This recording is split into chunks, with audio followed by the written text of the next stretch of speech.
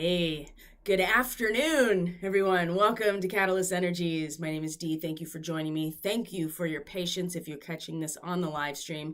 To be perfectly honest, if you are here on the replay or recording, it's probably not going to make any difference to you that I'm a few hours late. But if you are here on the stream, thank you for your patience. I'm so grateful that you're here. So we're going to talk about the astrology for the week today, as we do every Friday. So how is everyone?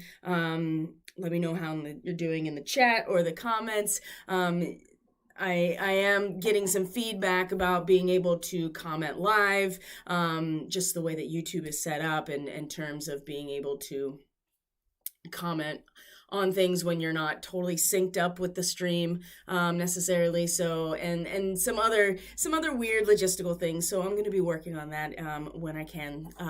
But thank you for the feedback about that, because that's important, and I feel like that conversation is really important. And I'd like to expand on that and give it some more attention. So in the near future. But we're going to talk about the astrology of the weekend. We're going to talk about the astrology of the week coming up. And it's officially Scorpio season now. It's officially here with this new moon that we had just yesterday at 5:15 p.m. Eastern Standard Time. It is the 5th of November, Guy Fawkes Day. Well, maybe we can just draw a little bit of attention to what that actually means and what happened in that situation, and some of the cultural pop culture references that have stemmed from that, and maybe get a sense of what it is that we actually think about things, rather than maybe what we have been programmed to think about certain events. So what I do see for this weekend coming into next week. So today's the 5th of November. We're going to have the first quarter moon in Aquarius. We'll be squaring the sun on 11/11. And the moon's transit right now, here, let me get out of studio mode. The moon's transit right now is going to be giving these little Easter eggs of what's going to be coming over the next 2 months. So I've been doing these How Does It End readings. I'm going to be finishing up that batch today, actually, and then we're going to move into more of the larger eclipse cycle in terms of the focus. But in doing those readings, of course, you just go over this territory over and over, and you have a chance to run it through the filter and the analytical system every time you do a reading. So there will be some little Easter eggs, like I said, little time stamps, right? Putting a pin where the moon's moving through Scorpio, through Sagittarius, through Capricorn even, that are going to make a connection to the eclipse season in particular, and what that may represent, because that will in fact spread out for the next 6 months. And we have Pluto return coming, and the nodes shifting, all kind of in the same general area between now and the spring. So it's watching and tracking the moon right now as it's going through Scorpio, Sag, and Capricorn is going to give a little bit of insight. We'll just feel that stirring. It'll be so subtle.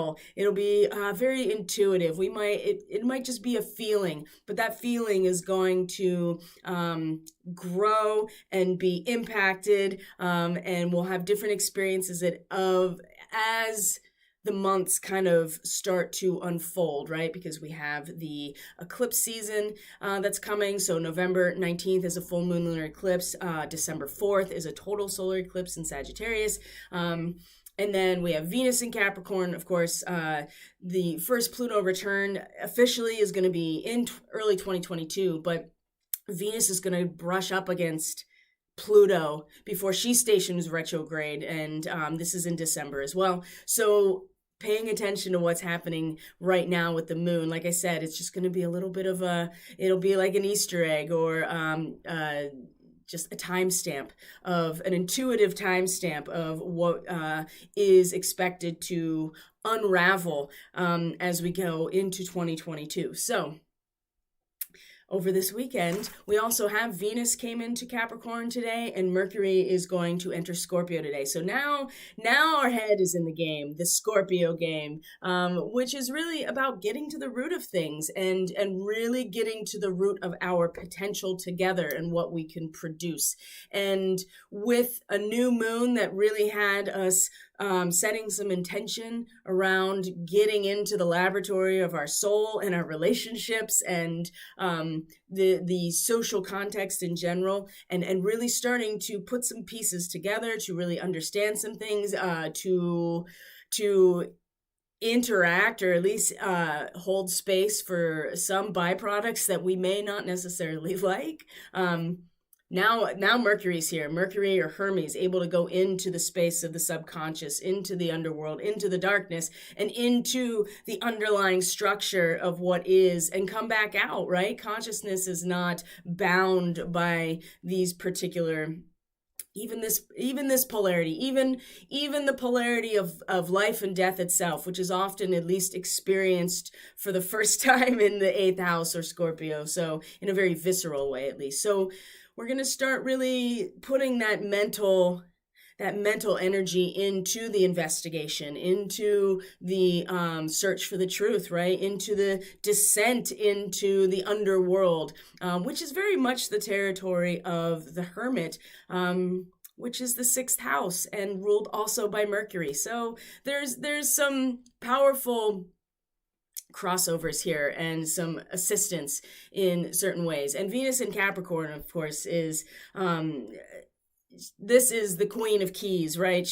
Or the Queen of Pentacles. She is now coming to a sense of responsibility, a sense of leadership, a sense of authority when it comes to the world of value and relationships that we find valuable, and even the objects of our desire, right? When we want big things and we want to create or solidify something substantial that requires more than just ourselves, we have to take some responsibility for those things and get kind of down into what it takes, right? So this is the time, especially when Venus stations retrograde, right? She's going to, like I said, she's going to brush up against Pluto, just cross that mark where Pluto is at 26 to 27 degrees, and then come back into the retrograde.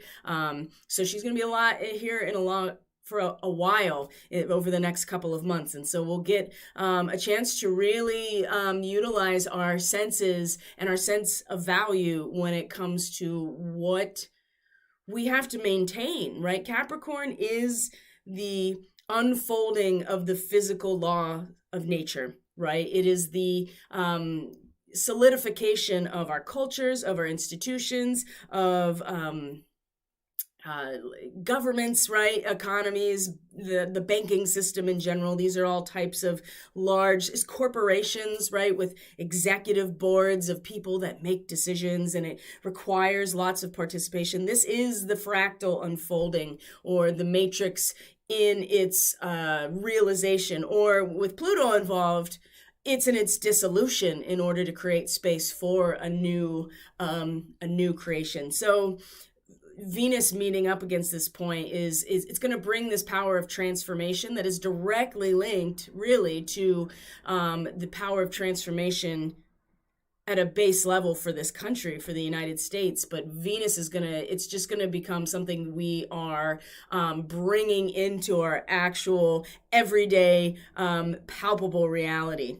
And especially in terms of what's valuable to us. This is where Venus really operates in this realm. So there's big shifting that happened today, right? A lot of new energy and a lot of drive and a lot of like urge and yearning to really get down to the bottom of things. Okay. So the 5th of November is yay. Hi, Emily. I just popped over to the chat real quick, and I saw your comment. So thank you. It's good to see you too.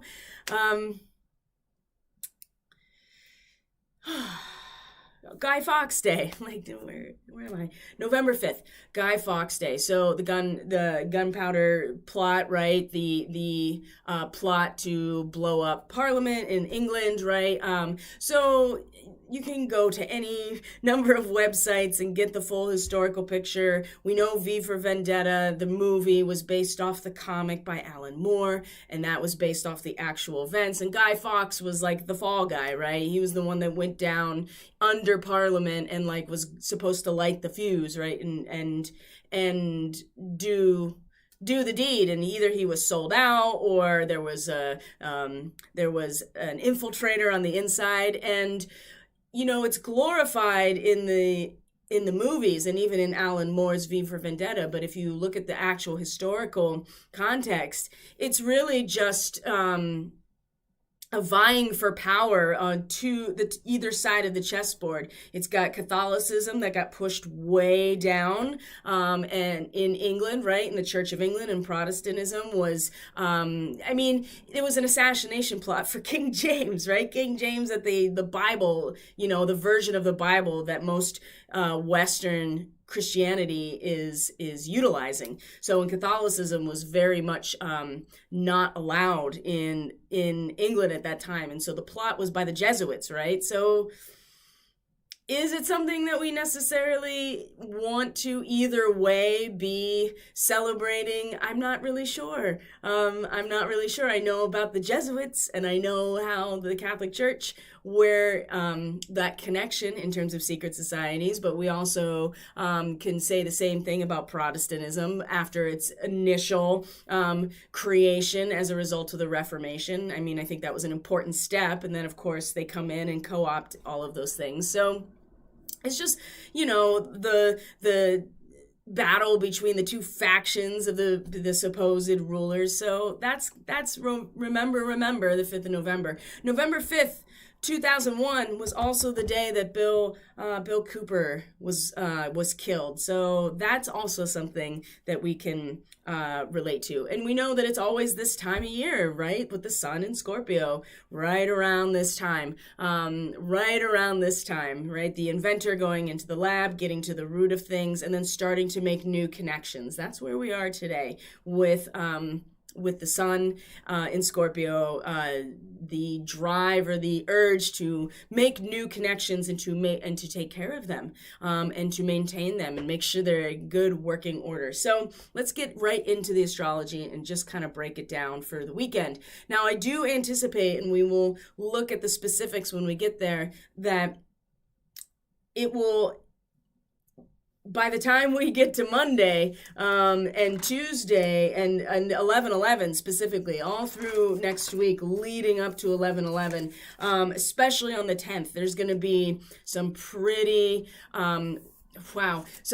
strong words that want to be spoken, some pretty loud and possibly even aggressive things that need to be said, or people will want to say or express. There may be some very aggressive or very intense things communicated to us as well. This is on the 10th, and is going to be in a square with, when we look at the chart, I'll show you. But I would say in Wednesday into Thursday next week, I think is going to be quite a test of our ability to stay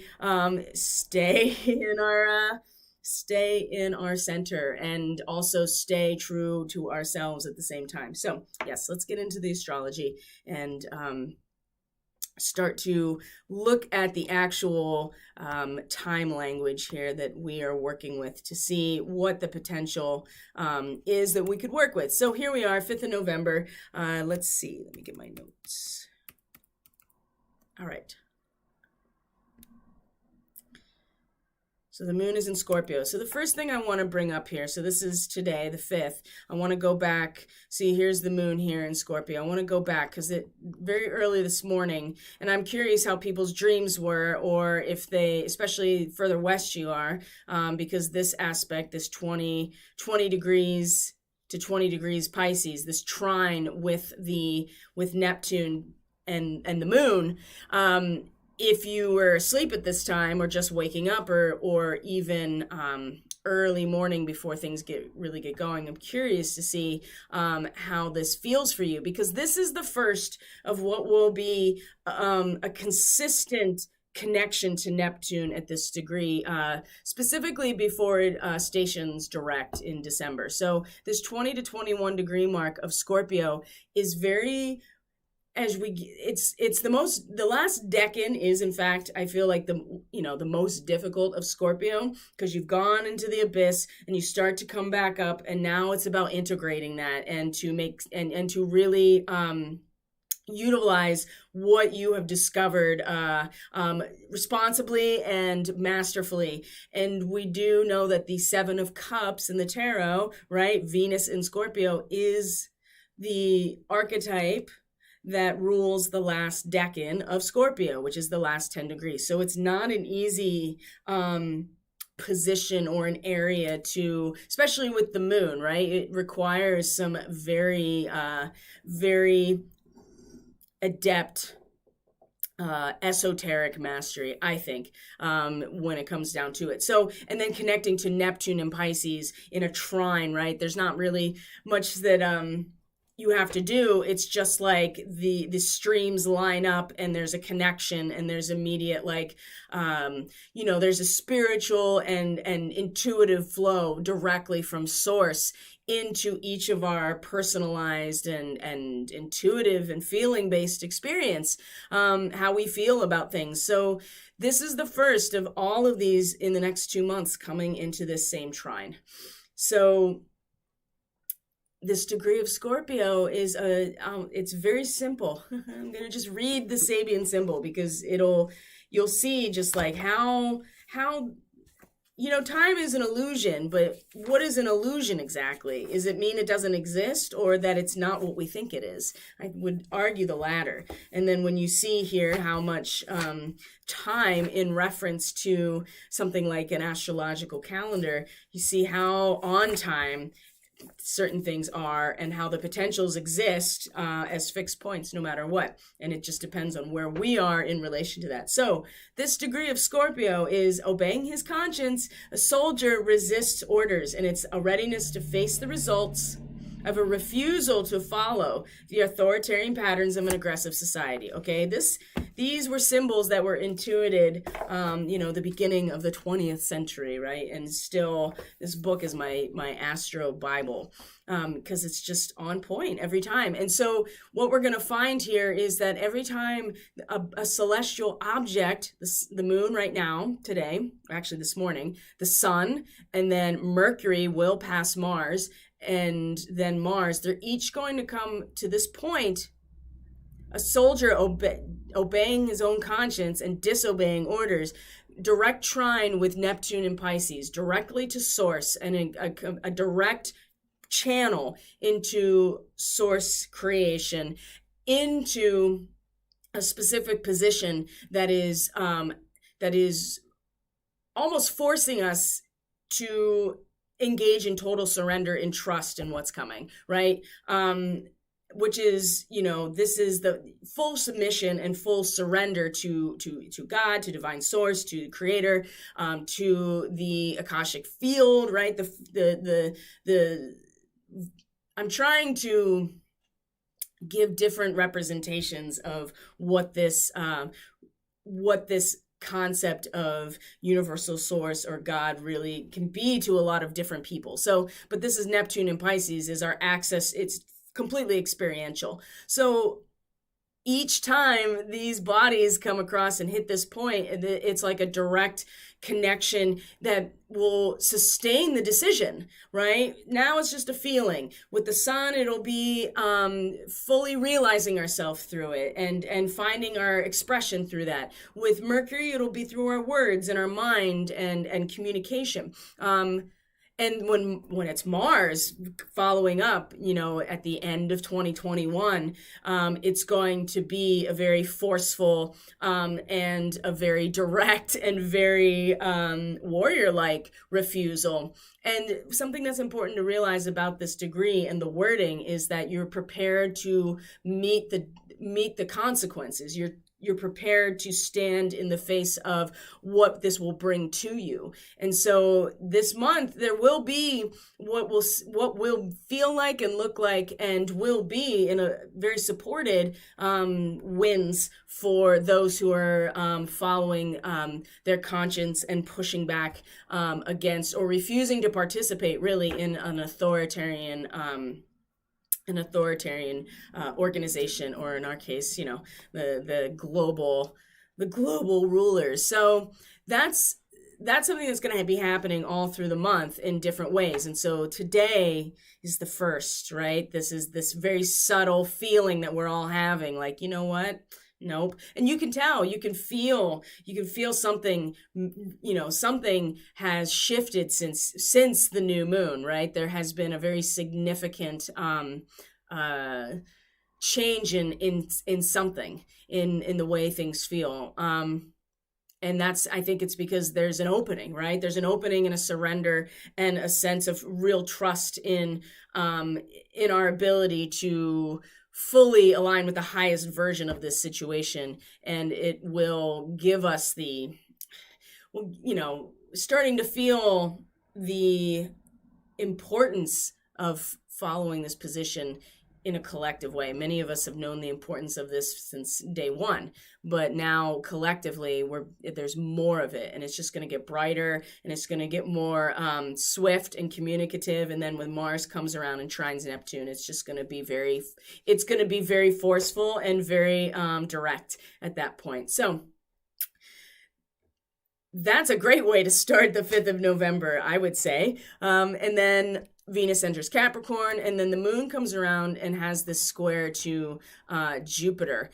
And this is also going to be relevant because you see what's happening here. As I said, the moon is putting timestamps on all of these really big things that are going to be happening through the months because Jupiter's moving direct. And so, but all of these are still going to square Jupiter throughout November and into December. And so these fixed squares between Scorpio, which is when we are driven to produce something with others, right? It's based on our own passion, 5th house, our own passion, but also to the urge and the yearning to merge and actually produce, right? And so this is why this area in Scorpio is so intense, because it's based on our feeling, not our thoughts or even our creative, like the fire, right? The creative fire, the transformation, all of those things are important, but it's really the depth of our feeling for the whole thing that really drives us to produce. In all creatively, actually, like with sexual alchemy or for reproduction, business wise, right, to produce some sort of goods and services in a business, any kind of transaction like that is part of Scorpio. So there's the square between this fixed feeling and holding the feeling in a very intellectual way, which is what Aquarius really represents, the full gnosis of the social organism as a whole and the macrocosm as a whole, our awareness in our intellect about that. That is Aquarius. And so we're going to find ourselves also coming up and bumping against Jupiter in Aquarius. That is expanding on and really demanding in some ways because it's Jupiter, right? It's the largest planet, and boy, it'll expand forever into all of the possibilities. This is the understanding of the big picture, but in Aquarius, it's like you still have to bring it into this central laser point of focus.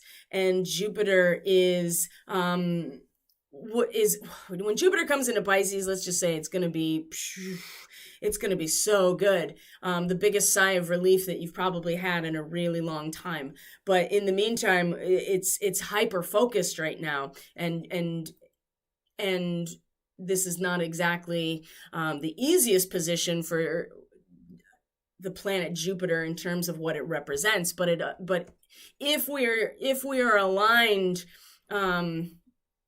with our integrity and being honest and optimistic, I would say to a certain extent, and also in line, it really depends on the social paradigm that you're operating within and how it motivates you and how it really sparks your, the creation the action of creation and alchemy too.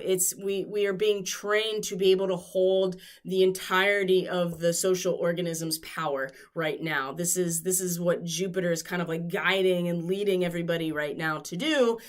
So when we find all these squares with all of this Scorpio energy, this is going to be a real challenge to staying in this, really focused and full picture, almost aloof perspective versus all of this really intense feeling. So the moon is starting here today too. And there's a tendency, I think, to want to take what we are, because the moon made the trine to Neptune. And so now we're starting to really be able to use this energy that Scorpio represents, which is the deep yearning to investigate, to produce something, to get at the root of civilization, to get into the depth of who we are. And use that, transubstantiate that, actually start to gather that power and give it a focus. But again, this is much more about taking that almost that animal energy, right? That, because what happens in late Scorpio again is that it can be a buildup of pressure, and there may need to be a release valve, kind of like when you're coming back up from really deep water. If you're into diving at all, right? You have to do it in stages, because if you do it too quickly and the pressure changes too quickly, it causes real damage. And I think that there's something to be said for that. Every time these come along here and in square to Jupiter, it's like you have to be able to hold the entirety of what all of this is without getting emotionally submerged in it. Scorpio, you are submerged in it, and the risk we take is drowning in it. And so with Jupiter over here, it's almost like, it's like it's well, like I said, it's a constantly like training us and guiding us and expanding our ability to hold the entirety of what it means to be in this human collective. That means to be able to hold the higher levels of consciousness masterfully without being impacted by them negatively or drowning, which is what Scorpio represents. So this also starts that process, because each time one of these bodies in Scorpio squares Jupiter, we're going to be challenged with wanting to utilize the stuff that we learn deep down in the occult realms and staunchly, right? This is fixed water. We're going to feel very intense about it. Whereas Aquarius is going to be like, you're not really supposed, if you feel things and you get consumed by the feeling, you won't actually be able to hold the higher level of consciousness that Aquarius actually represents. So that's going to be challenged too, along the way. So again, the moon is providing this timestamp right now over the weekend for all of these larger, and consistent connections, because it's the sun, it's Mercury, and then it's Mars. Each time coming into these connections with Neptune first, and then Jupiter. So, and then we move on from there, right?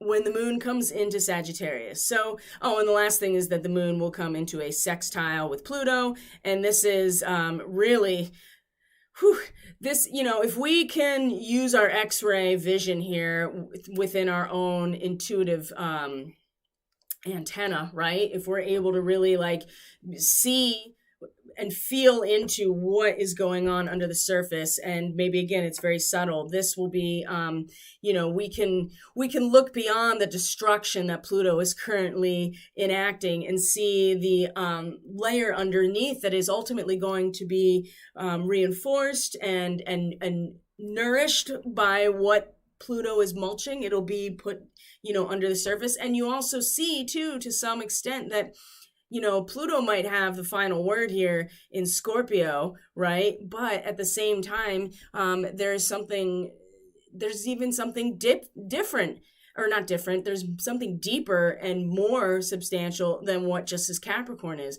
which is Aquarius and Pisces. This is the realm of the consciousness itself and the experience of being merged with all, which is Aquarius and then Pisces. So even though Pluto is destroying the material matrix of our social reality, right? Capricorn, the actual and putting an end to the concept of linear time for humanity as well, to a certain extent. If we can like utilize our X-ray vision, our occult X-ray vision, right?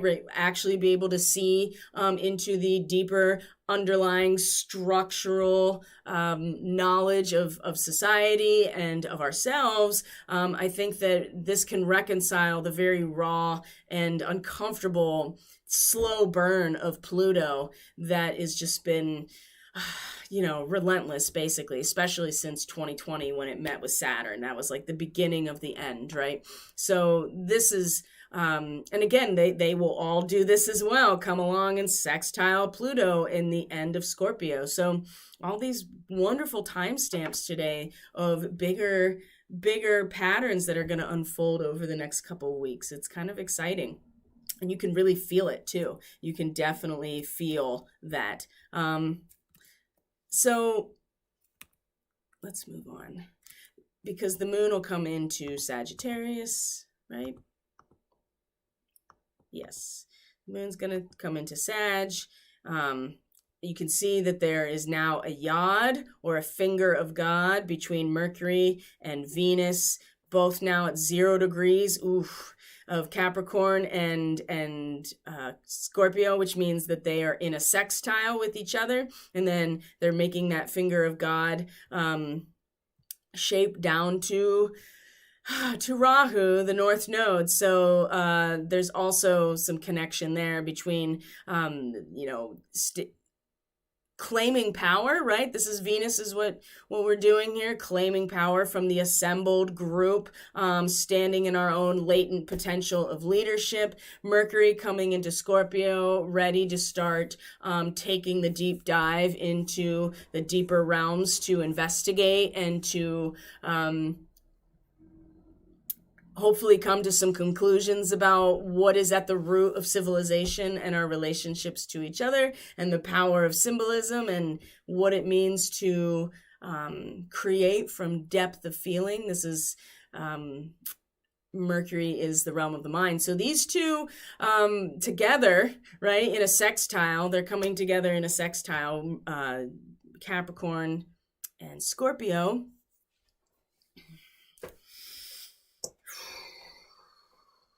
There's both here a sense that there is a communal situation that we are embarking upon. Either one situation is that there's a desire to just merge and to experience a broader sense of social living, or to experience something deeper in a relationship, or to experience the ability to produce something in terms of a business. These are different ways to think about it.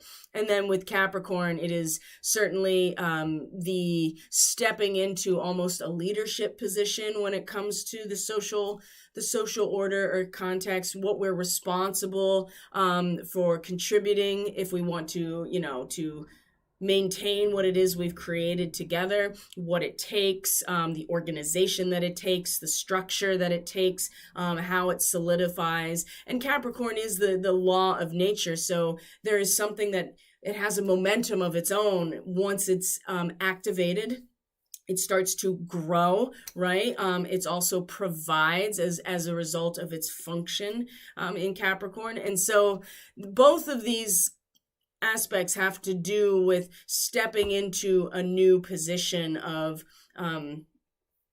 being part of something and wanting to be part of something. So putting these two together in this sextile to help for us to transmute each of these that are this has nothing to do. Gemini is not to do with our relationship with other in an external way. This Gemini has everything to do with the development of our own consciousness, our own what we know, what we think we know, how we communicate. It's our actual nervous system, the individual nervous system, and this is where we've been drawn in this direction now for 18 months, just about, and certainly thinking about it as the two worlds split and bifurcation and a very obvious choice point for all of us. But it's also too really the realm of all of us grappling with and discovering and experiencing the full range of ideas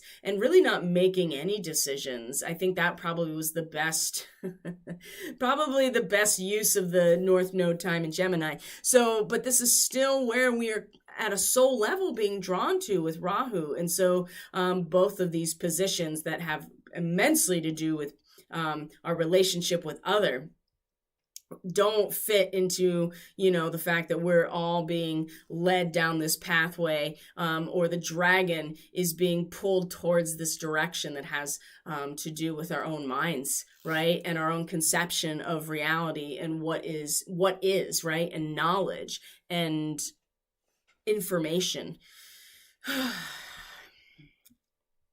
But these two together, there's an acceptance of going into these spaces through our mind, right? The Mercury that rules Gemini at this point, at all points, really. So Mercury is familiar with Gemini. So kind of keeping in mind here as Mercury is embarking on realms that are very intense emotionally and can have really strong impacts on how we feel, can also keep in mind that the real trajectory here still, at least for like the next month or so, is still very much in the receiving of the blessing of what it is we have embarked upon discovering, right? Staying open to it. And of course, Gemini is not getting emotionally involved either.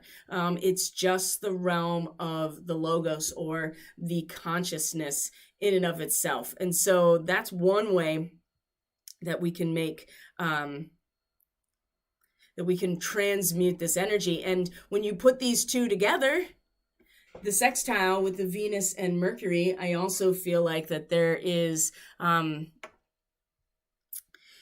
think when these two are able to reconcile the fact that they're both here for the collective purpose, but have to also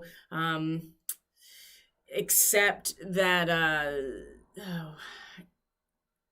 if they don't leave themselves open, I would say if they don't leave themselves open to new directions, which is what a sextile ultimately does, there's a reconciliation that allows for us to move in a new direction based on something that we've learned or some sort of harmonious connection. So yes, these are both directions that have to do with our participation in a social context and our responsibility to it, right? Our emotional connection to it and how that actually drives us to participate even deeper. But ultimately, this is leading down to this soul level journey that is still putting us in a place of accepting and being open to receive pure information about, based on our own exploration and discovery, and not getting, both of these things have emotional attachment. This becomes very serious and very real, right? Because it's Capricorn. So this finger of God is kind of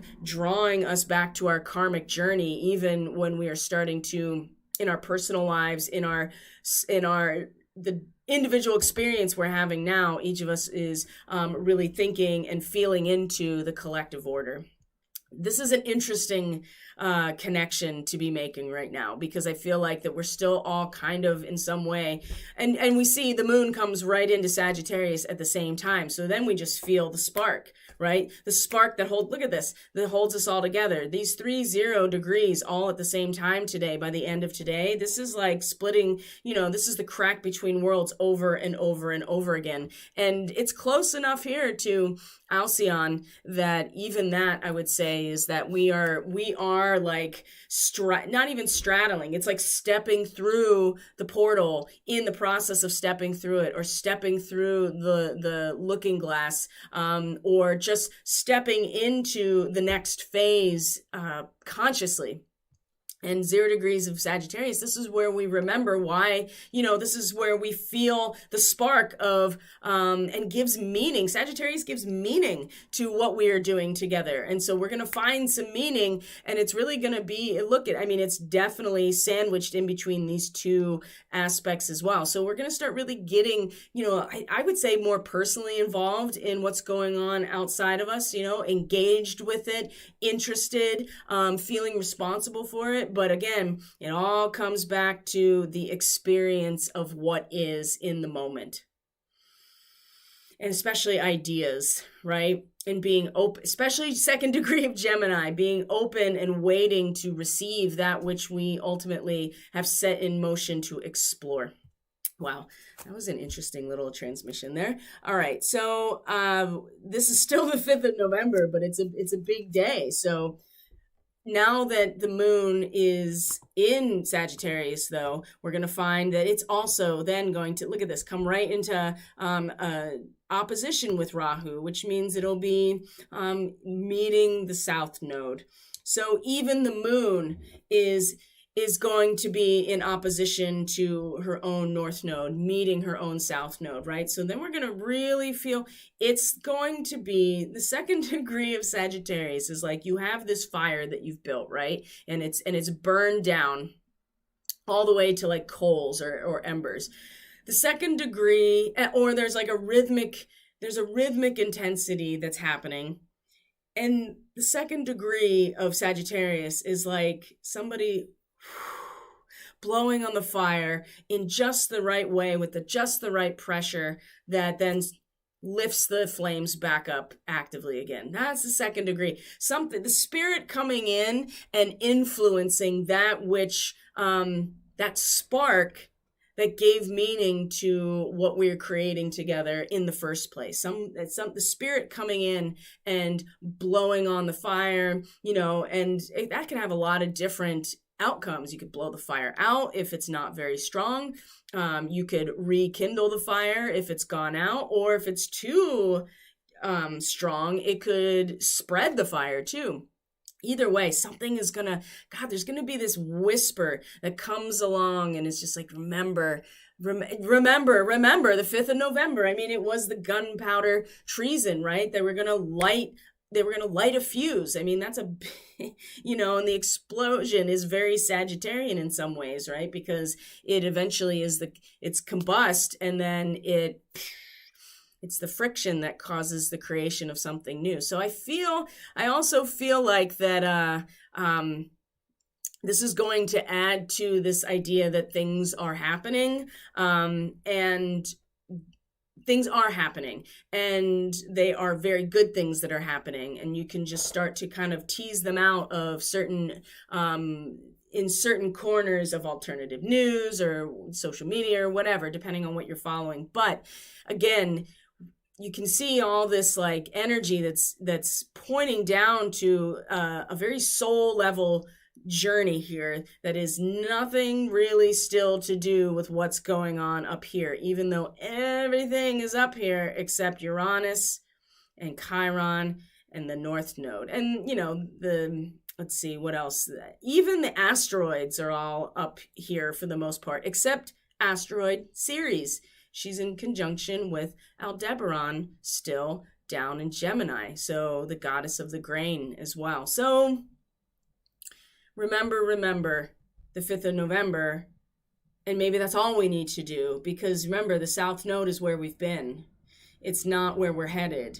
But with the moon sitting on it today at this degree, while these two are also pointing down into the North Node like this is definitely walking through something, and very easily being influenced into doing something if we don't take into account that this is just a remember. Just remember. Maybe the whisper that comes from where we've been will be enough to bring that fire back up for you. So, and it just depends on where this is in your chart. But I do get a very strong sense that you don't want to necessarily see what changes today as an indication of going in the right direction. It'll require that we shift and change and transmute in the face of it, so we're back in line with this karmic trajectory.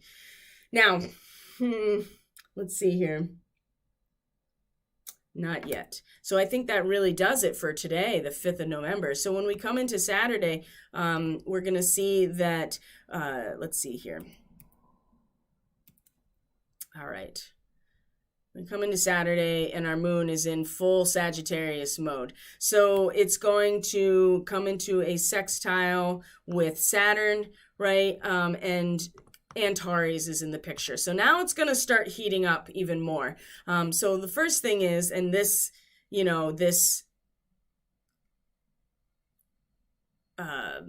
finger of God, the yod, it's going to keep getting stronger, right? Because when Mercury comes into 1 to 2, then it's going to be really, really strong. And then this is going to, again, bring about this, to remember I'll tell you about that in a second. Let's start with the sextile from Sagittarius to Saturn, because this is going to be relevant later when things start moving into Sagittarius and come into this same sextile with Saturn in Aquarius. But in particular, this is very interesting because this is allowing us to tap into what is gestating under the surface, right? What new elements are forming under the surface in the magma of the core, the moon? What do we feel that we can, we can take these inspired preformed archetypes of what we are going to look like in the new Earth, and that Saturn is in fact giving it its very strong crystallized form, saying these are in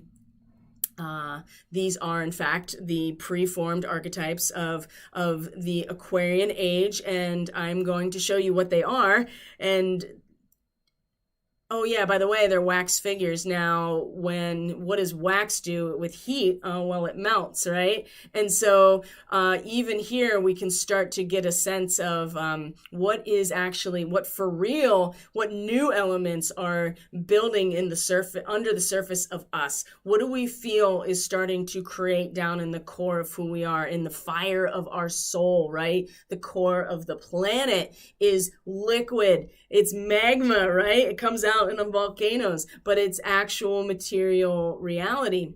And the Sagittarian fire is the same fire, the catalytic fire that tempers all kinds, melts metals down so that you can create new things or create new substances by melding them together. There's something very strong about this here, that feeling into what is building within us and having that actually, I feel like we can really use that to just melt away all of these very, it really depends on what authority and what agent of nature, right?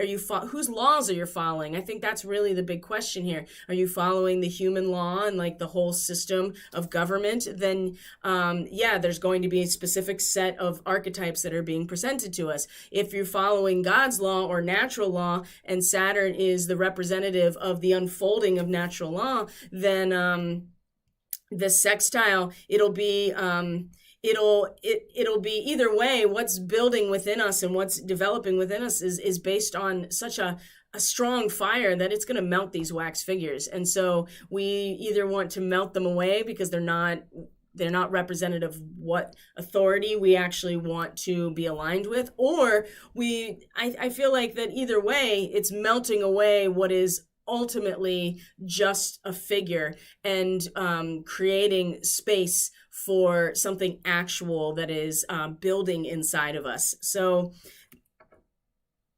there's a lot of patience, I feel like, that needs to be brought forward in the next week, because there's a lot of really strong, very intense, and very potentially aggressive things that may be coming towards us, or that we may feel inspired to express. And it's going to be very important that we find our center and a sense of maturity and wisdom in the face of at least this week, because by the time we get to the full moon lunar eclipse on the 19th, it will be such a distortion of what we need to leave behind, each of us, in terms of a very natural progress, that if we don't have our heads about us, we will fall for what the distortion is, right? So where are we at here? And Antares is involved today as well. So that happens right after this. So there's the sextile, and then the moon comes into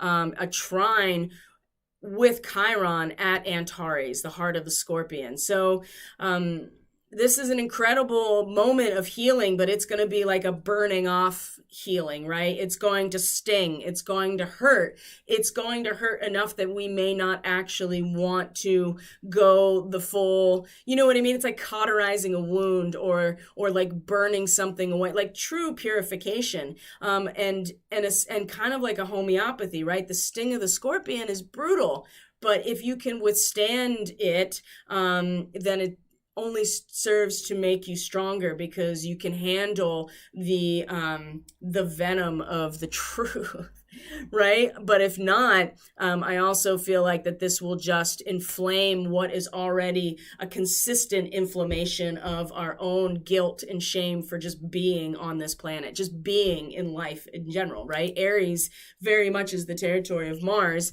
and it is in its Chiron in its retrograde. Like, we really are struggling with, like, who are we, and who are we individually, and who am I with this identity, without this identity? Can I even allow this identity to change?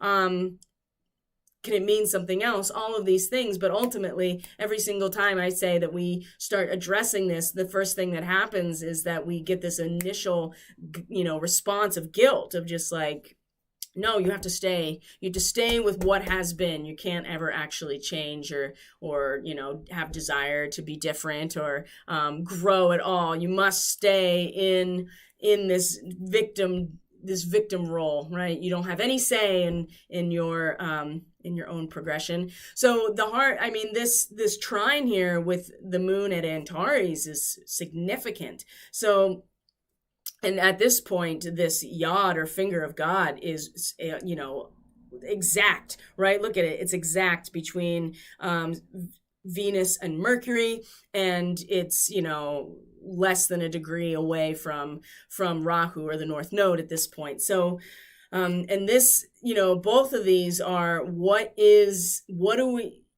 the counter or the contrast to each of these energies? Well, Scorpio, again, it's the nostalgia of what we give up, and what we surrender to go into a cooperative situation, which is usually our ego, right? And so Mercury coming to terms with that and being like, oh yes, I remember that, or I have fond memories of that, or, oh, this, we'll be really considering a lot of what we are leaving behind. And also too, with Venus in the second degree, there is a consequence, or a potential consequence, when one takes power or steps into a position of power. If you do so, there's always, and you embark on an organization of group integration. If you want to keep power, there is always the other side of that with it, which is wasting that group integration resource on battles and fighting. And there's always damage when that happens. And just like with Scorpio, there's damage to a certain extent when you accidentally kind of break the bottle of your own your own self-containment, right? Because when you go into Scorpio, that's kind of part of the deal here, is that you want to merge. You want to merge and cooperate and be in communion. So that means that you have to actually break the shell of your own protection. And so same thing with Capricorn. If you want to actually create something substantial that requires a lot of people, you could very easily lose that when you are wasting those resources to try to hold your power. So again, when we are able to reconcile these two together, it will help us transmute equally this, again, our soul's journey. That's just be ready to take in what is given to us in terms of the discovery we've already embarked upon. We have to accept where we're going, and we have to accept the consequences of stepping into a leadership position, or at least stepping into the value of what Pluto has been destroying since 2008, right? And really, when Venus meets Pluto, crosses Pluto, and then stations retrograde next month, that's when we're really going to start considering what is actually valuable to us in the context of our social institutions, right? We're still, for the most part, kind of clinging collectively to what was. This will help, but only if we act on it, and only if we see this potential investment here as a way to more easily accept what we're going to get, right? That's part of it. That is definitely part of it. So Antares involved with Chiron, incredibly painful and very, very venomous, but also has the potential to really burn away some serious wounding of self.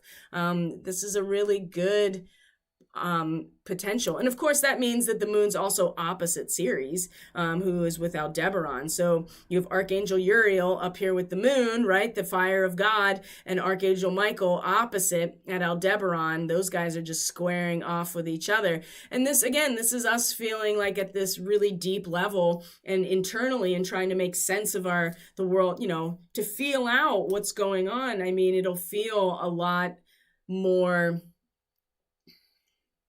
I get the sense that we'll be much more willing to just, get to the sting part, as opposed to Ceres is much more of the long game, right? In terms of success with integrity and being able to naturally be able to reach our goal, even going for it with such a strong. When we go for it with such a strong measure of commitment, it's still going to, require that we commit ourselves at in terms of our knowledge and our technical skill. This will be just like, I'm just going to take the essence of this doctrine and use it to just, get right to the heart of things and what they mean. So I'm not saying it's good or bad. I'm just saying there's a lot of fire, and there's been a lot of fire in the readings in the last couple of days. So it's not going to turn off anytime soon. So Mercury sextile Venus, we talked about that. And then what happens is that the moon comes into this is important, another timestamp, right? Where the moon in Sagittarius comes into a quincunx with Uranus. What is this? Well, this is the degree of the December 4th total solar eclipse, 12 to 13 degrees Sagittarius. So here's another timestamp, because it's going to be in a quincunx to Uranus, which is providing opportunities for innovation, providing opportunities for awakening, for time travel, for higher consciousness, all of the, for third eye activations, all of that kind of stuff, just the great awakening in general. Uranus seems to be the patron planet of, and all of these opportunities and all of these very disruptive aspects in our material world that are providing these opportunities for innovation and an ability to think outside the box and act outside of the box. It's coming from the experience that we're all having of the baggage of our own accumulation, right? I mean, it's a normal process to be a material being and want to accumulate resources in order to feel comfortable, safe, and secure. I mean, that's what survival means on a physical, in a physical dimension like this. But if we want to access our immortal spiritual aspect, and that's through Uranus,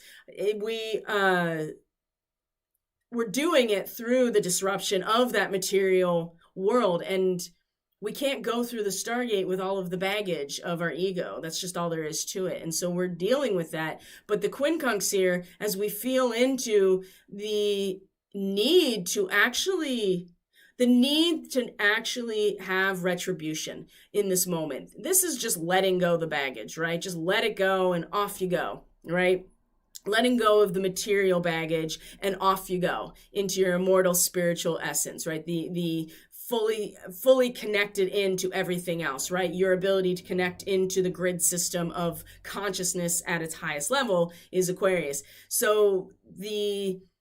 But this degree of Sagittarius, which will be the solar eclipse, there is a fire. There is a burning need and desire to have retribution, and not for any revenge type of way. That can be part of it, but it's much more about, if it's not dealt with, if the past cycle's karma is not dealt with, it will come into the new cycle anyway.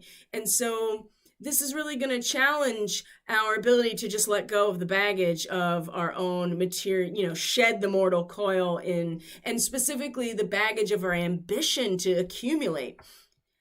But when you bring it into this quincunx with Sagittarius, with the moon, the strong feeling to be like, no, we have to actually contend with what happened before so that we can make sure it's not coming with us. And this is very much in the social order, like what we're creating together in terms of belief systems and religion and philosophy, that kind of stuff, the big picture. And the quincunx it's not that either of those are necessarily bad positions. They just don't fit, because this is just like, this is just the accumulation of the baggage, right? This is just a normal part of living in a material world, is that we start to have baggage that is the result of us having ambition. And so even without Uranus here, we would still have to transmute this somehow. It's just that Uranus is really making it hard to do anything but just drop all of it so that you can ascend or whatever, right? Or you can fully awaken. And Chiron's a big part of this, right? Because they're in this semi-sextile, right? A 30-degree angle. They are harmonious, but it's very subtle. And I think a lot of it has to do with our relationship to ourselves and our own identity and what we think it means and what we think it means to anybody out there. When we can drop that, I think we're getting somewhere. So this quincunx here, again, a timestamp to the eclipse in December. This is on Saturday the 6th. And let's see here. We're going to move on. All right, because the moon's going to cross the galactic center, of course, and we are going to have another timestamp of that, because that's going to be where the full moon in December, December is going to be so interesting. So interesting. Man, we have Saturn's going to square Uranus on Christmas Eve. Oh, my Lord. Oh, humanity. Okay, so by the time we get to the 7th, this is where things start to, there's going to be some interesting big players that are going to be making connections to each other. Number one, let me get to my notes here. So the moon will still be in Sag, like I said, and it's going to come into this square with Neptune, another timestamp, because in December, when the Sun and Mercury and Mars are all in Sagittarius and coming close to this point, they're also all going to square Neptune. Now, this is where we come to realize that just because we are putting on the mask of the social paradigm that we're operating under does not necessarily mean that we are going to actually be able to surrender fully to the total dissolved experience into oneness, right? Which is what Neptune and Pisces has been doing, right? And so the square is going to be a challenge to that all through December. And so on Sunday, when the moon gets here, this is like I said, this will be a timestamp. So in Sagittarius, based on the actions of the multiple parties involved in the alchemical process, that there's a lot of imagery in Sagittarius that has to do with the transference of particular of energy, of abstract symbols, right, of archetypes. It's the transference or the teaching of the collected wisdom in some ways, but it's mostly the alchemical transference through understanding. So when you get into the last decan of Sagittarius, there is a lot of acting that is meant to be kind of like a fake it till you make it energy, right? It's the idea that if you put the mask of if the medicine man puts the mask on of the deity that it's attempting to evoke for a healing purpose, then for all intents and purposes, that medicine person will become the deity in the throes of their activity, right? Whatever their activity is.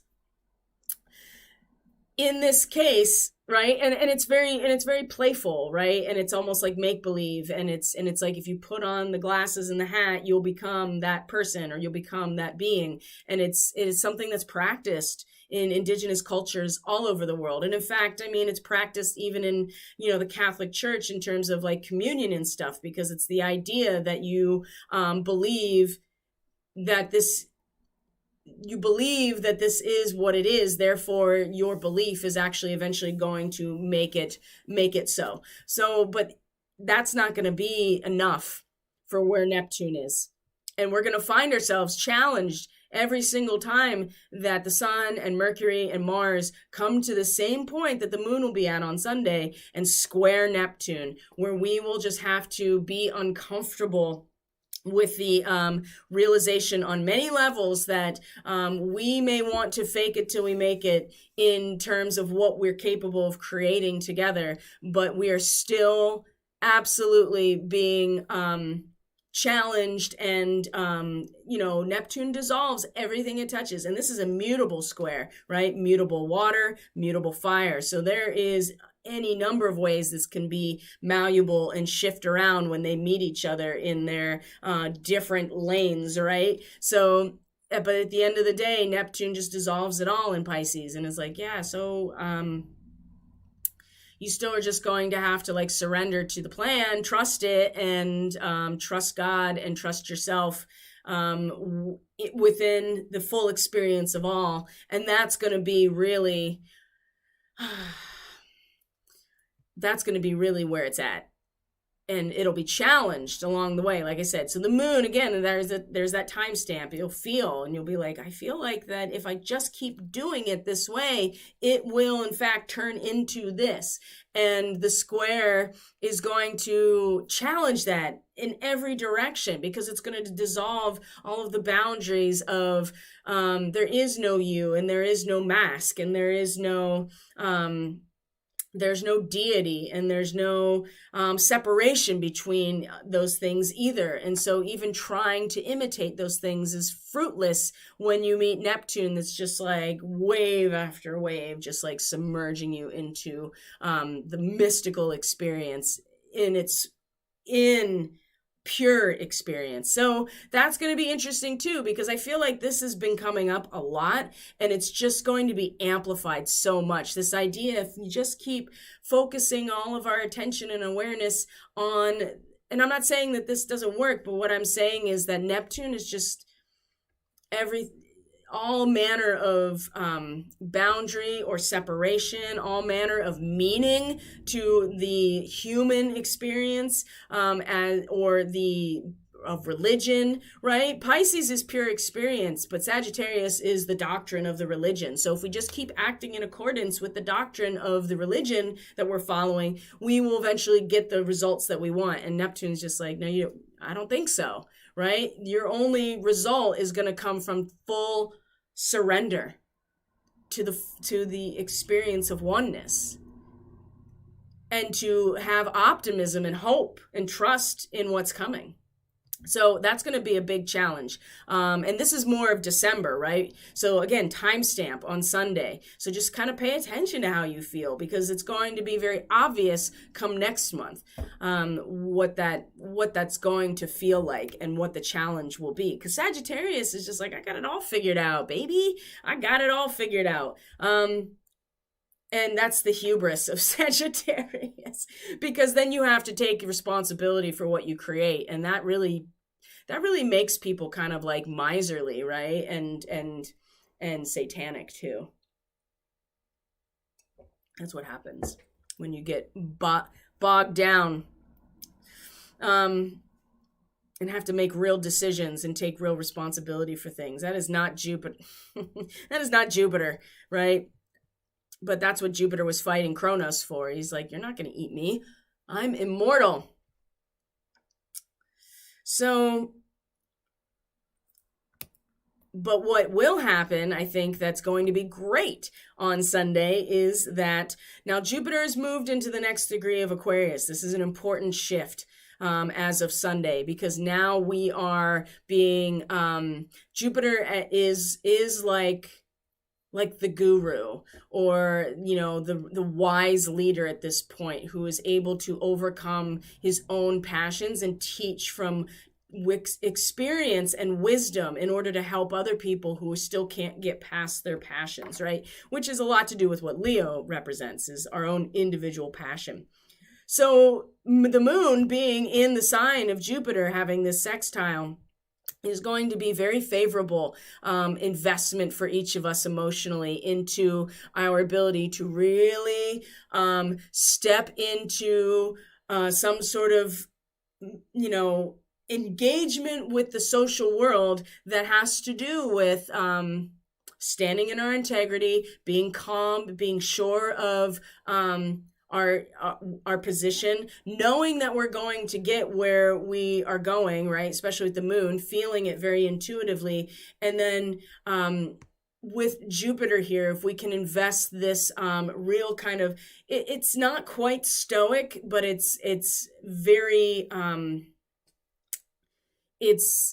wise, and it's wise based on experience of not overcoming our passions and teaching from this place, right? There is a sense of sharing this experience and sharing this wisdom and being able to tap into it. I think that this is a moment by Sunday morning that will be like, okay, I see now that my you know, our probably our most prominent strength and one of our best advocates at this moment are those who can keep their passions, not tamper them, but allow them to inform their ability to convey, you know, their wisdom based on their experiences, prior experiences. And I think this is a good investment of our deep knowing and intuitive knowing that we are going to get where we are meant to be, as long as we stay in alignment with our own integrity. That's a big part of this degree of Sagittarius. So I think that's actually very favorable, considering how everything else in the astrology seems to be a huge challenge to our ability to stay stable, especially when we're really being drawn into deeper spaces, root causes of things, like really investigating the depth of what's going on. And I do feel like that Scorpio time, especially with Mercury, there's going to be secrets and there's going to be things that pop up that we are brought to the surface. And it's going to be really, really important that we keep our heads about us if we know that if we already know it, right? If we already know it, because other people might find themselves shocked or really disturbed or agitated. And of course, we just had a whole week almost of solar activity that really restructured us very, very swiftly. And I think that is important to keep in mind too, how much these coming weeks are going to really make that restructuring probably necessary to many of our abilities to function and to stay centered as we go into the depth of what's going on as a society. So then the moon comes into Capricorn. That means the moon will cross the galactic center and move into Capricorn. So one of the other things that I want to bring up too, that you're not really going to see because this chart sucks, is Black Moon Lilith is down here in Taurus in conjunction with Algol. And then also too, Vesta is directly opposite of her over here in Scorpio, which means that Jupiter would be creating a T-square with these very intense feminine energies, right? And so that's another aspect to keep in mind about Jupiter, that this is one of those moments where Jupiter can really be an advocate and a really strong presence in a moment where there could be some very strong feels in terms of, on the one hand, Black Moon Lilith at Algol, I mean, this is definitely a very dark, deep, an immersion from the dark and deep parts of ourselves that demand self-preservation, demand to be heard, that will potentially be an immersion of the Gorgon itself, right? That's what Algol is the head of the Gorgon. I do feel like that something will literally rear its ugly head and cause some sort of tension, because Vesta over here is like, all right, our real service to humanity can be our ability to efficiently and swiftly change environments if we need to, right? We gotta be able to be quick on our feet, and we gotta move when it's time to move, and that's how we can really take care of each other and sustain each other and be of service, right? Vesta being the hearth fire, representing how we can, be of service to each other and what holds us together. Those two things are going to be incredibly powerful, pulling on each other, because this is going to be all dark instinct, like literally something rearing its ugly head at a very, very base level, while we are trying to also keep our center and be like, okay, so it's time to be quick on our feet and know exactly how to respond and be flexible in this situation. Together, Jupiter is going to provide the T-square here. Okay, so again, there's this capacity of this masculine energy. I know you don't want to hear it, but to really help anchor out this, or at least stabilize this otherwise incredibly very powerful feminine energy in the Pleiadian positions. Whew.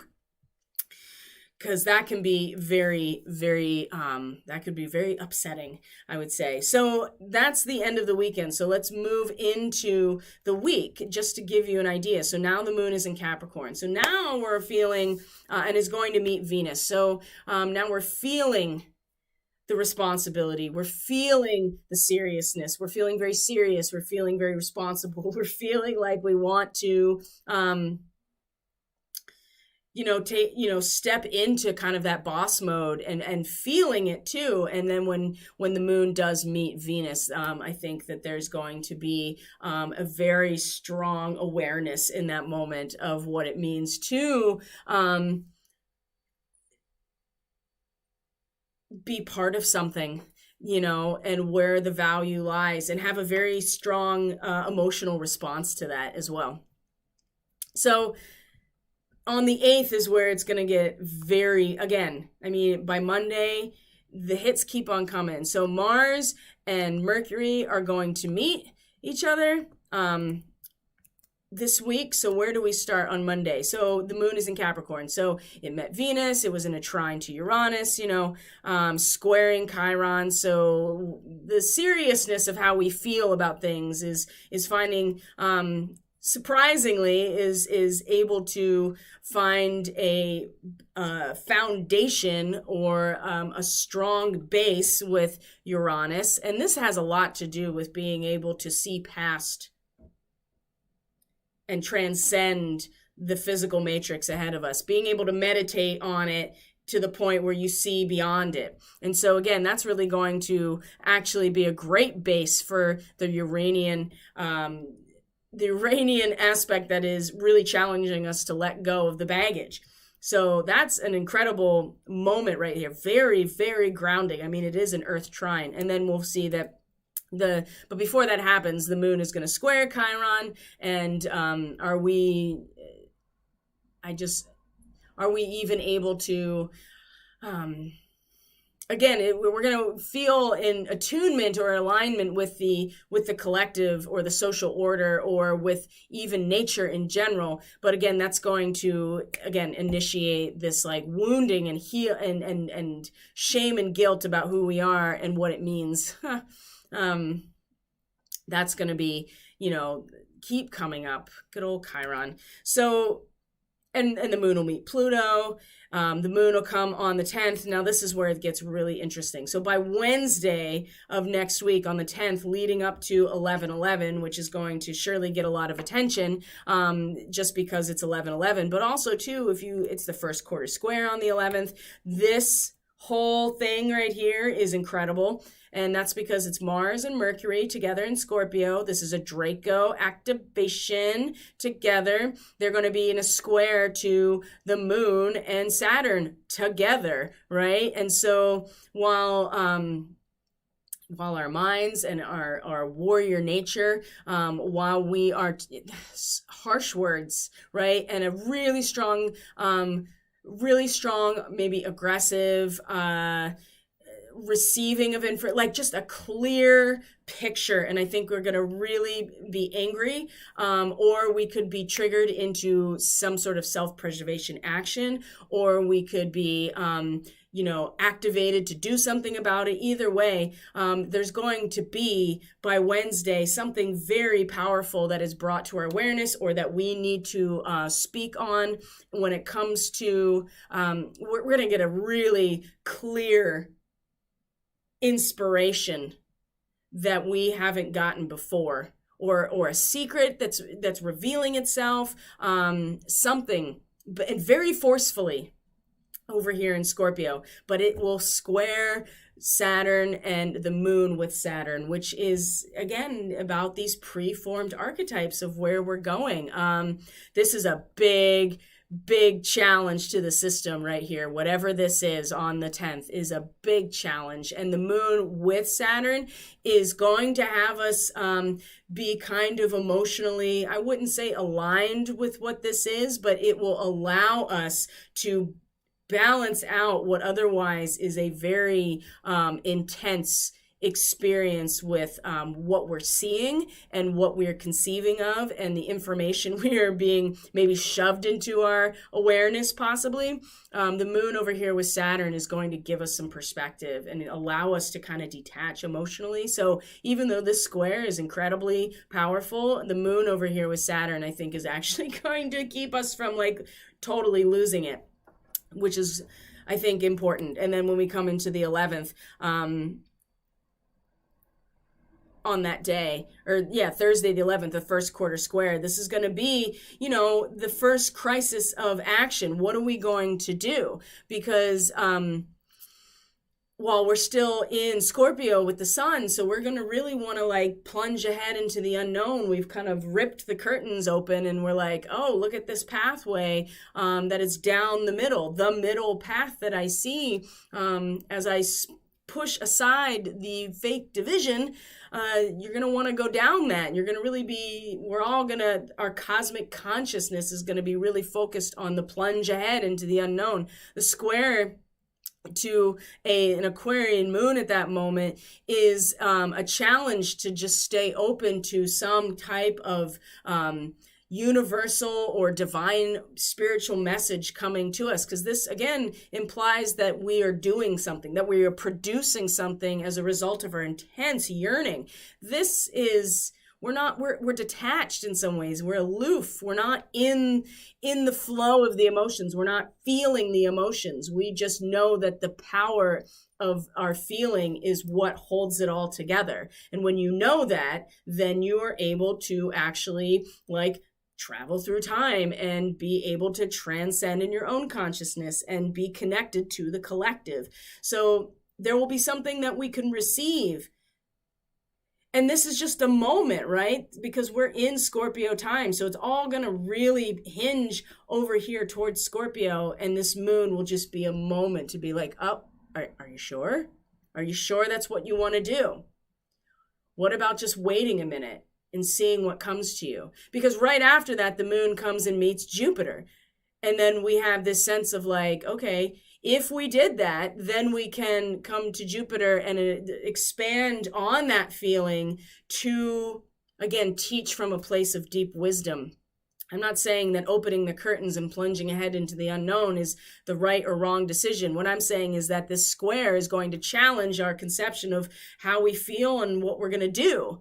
And literally what we're going to do, which, how are we going to act in response to these two poles of ourselves being at cross purposes with each other. And then the moon meets Jupiter. So then we're really going to get a large expansion in terms of our ability to harness the energy of the entire collective and teach from that place of deep wisdom. So we'll be more emotionally centered if we choose to kind of align ourselves over here. But what that would do in some ways is keep us from fully activating or engaging the intensity of our feeling that is over here in Scorpio, which will still be very strong, by the way, with Mercury and Mars still pretty much in a conjunction by that point. So by the time we get to Thursday, we will be in a position where we're going to be asked to kind of how do we